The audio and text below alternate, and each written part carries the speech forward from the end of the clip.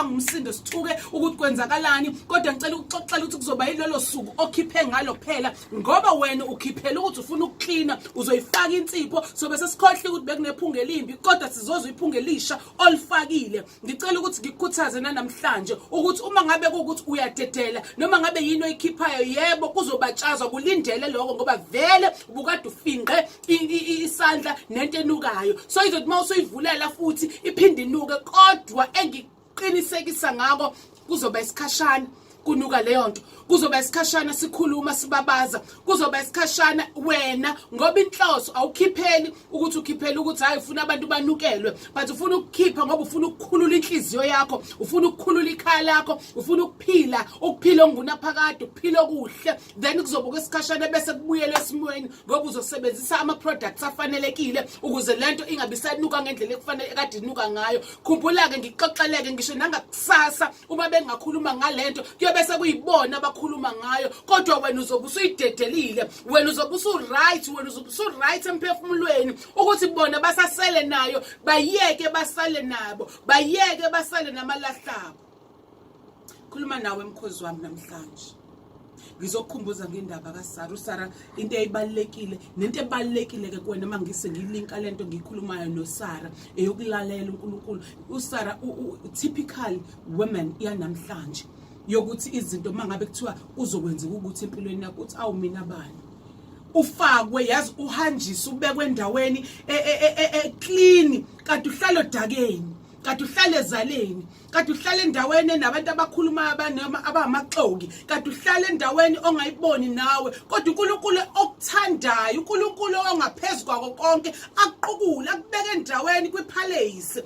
Awusakwazi ukuhlala kwipalace, usunamathele ezaleni lakho usuthi ngcono noma bengingaphuma ezaleni. Ah my God, uNkulunkulu sekuremove from those people, wakuremove from the pain, wakuremove from yonke into ezokubeka endaweni nabantu abakhuluma into positive empilweni yabo, wazokubeka endaweni. Yebo abanye babo ungathola ukuthi ngempela uzibona ungafanelekile, but believe me uNkulunkulu akabuki njengoba uzibuka wena. Lokhu uyibuka kwakho okunobusathane phakathi, but uNkulunkulu uyazi, uzo understand namhlanje ukuthi njengoba ngabe ngibekwe la kule ndawo ngibekelweni, njengoba ngikulo msakazo ngizo understand, ngizikulo ngiyicompare ngithi hawu mina kwakungcono ukuthi nginikezwe yiphi show, kwakungcono ukuthi ngibe kumuphi umsakazo, but I will understand ukuthi njengoba ngibekwe eNanda 88.4 FM ireason yokubekwa la yini, ngoba isiteshi somphakathi okanye umsakazo womphakathi, then it means mina fanele ngibheke izinto eziqondene nokulungisa umphakathi, yini edinga umphakathi, yini efuna umphakathi, ake ngibheke leyo nto ngoba umsakazo owomphakathi. So mase ngizophuma ekwenzeni izinto zomphakathi, then that means I understand the role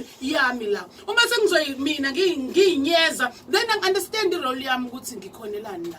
Ngicela u-understand i-role yakho mama wesizwe, ngicela u-understand i-role yakho queen. Njengoba ngikubiza kanje, ngibiza wonke umuntu wesifazane onesibelezo, ngibiza wonke umuntu wesifazane ongumuntu wesifazane ukuthi hey uthenjiwe, unikiwe amandla. And njengoba i-proof ngoba sithanda into ezibambekayo ilabantu besifazane ba-1956 kwashintsha ukuphathwa koDompasi, iyashintsha izwe, kuningi okunye, baningi nabanye abantu besifazane singababala ababe involved emzabalazweni. Nanamhlanje sikhululekile, yes it's political mawubheka, kodwa iqiniso limile linjengoba linjalo. Wena kudecide ukungena, wangena entweni zikaNkulunkulu. Ngicela u-understand ukuthi you were born as a spiritual person, so zonke izinto zakho zihamba ezikamoya. Understand akimi imoya isebenzisayo ukwazi ukuhlukanisa umoya omubi, ukwazi ukuhlukanisa umoya omuhle. Indaba la kaSarai wamthola umntwana. Manje khona la engifisa ukuthi ngiyifunda lento ngoba lento yenesithembiso, ngifuna ukukutshela ukuthi yonke into eyenzeka empilweni yakho inesizathu, kusuke kunepromise uNkulunkulu ayenzile, and izithembiso zikaNkulunkulu zikamenzi into zonke zemilingu naphakade aziguquki. Okwakho ukuhlala umthemba uNkulunkulu. Uma uyibiza ngekholo, uma ungena endlini kaNkulunkulu ukhonza okanye umbiza ngezinye insuku, understand into eyodwa ke, musukulalela abanye abantu, ungalaleli ivoice yobusathane yokuthi wena ufanelekanga ukumbiza, awufanelekanga ukuba kule ndawo. Musukuzinyeza, ukuzinyeza kuhambisana nobusathane engifisa ukuthi ubukhiphe namhlanje njengomuntu wesifazane, ngoba linjena izwe linde wena. Le ndawo labantu ofuna ukuyihlukanisa nabo balinde wena. Uyazi khona into ongayi-understand. Omunye uzothi ena hey oMaphule bayakhuluma ngoba bazi, oMapule ngoba baseredweni they do not understand. Ufuna ukutshela into eyodwa, uMapule naye uhamba ngesiphiwo